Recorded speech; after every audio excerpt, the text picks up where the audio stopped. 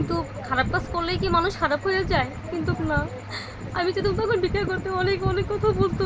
কিন্তু সেই কথাগুলো আমি মনে, মনে রেখে আমি চুপচাপ থাকতাম। আমি কিচ্ছু বলতাম না। আমি কিভাবে বলবো? কাকে বলবো? কেন আমার পাশে তো কেউ নাই। এবং কি আমার মা-বাবাও ছিল না যে আমার মা-বাবার কাছে যাই বলবো, "মা, আমার এত কষ্ট, আমার মাও নেই, আমার বাবাও নেই।" এবং কি আমার পাশে একটা দাঁড়ানোর মতো মানুষ ছিল না। কার কাছে গিয়ে বলতাম? আপনারাই বলেন। আমি এতটাই কষ্ট পাইছি যে আমার ছেলেটার জন্য আমি এখনো কান্না করি। ও যদি থাকতো এখন, আমার ছেলেটা আমার বুকটা জুড়ে থাকতো, আমি এখন কি করবো আপনারাই বলেন। আমি কষ্টে আমি এখনো মনে হয় যে আমার দম বন্ধ হয়ে আসে।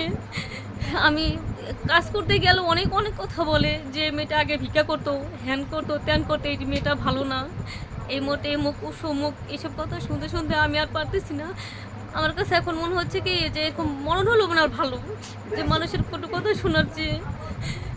আমি কি বলবো? আমার মুখে আর ভাষা নেই। আমি কি বলবো?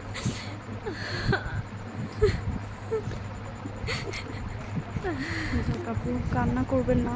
আপনাকে সান্ত্বনা দেওয়ার মতো ভাষা আসলে আমারও নেই।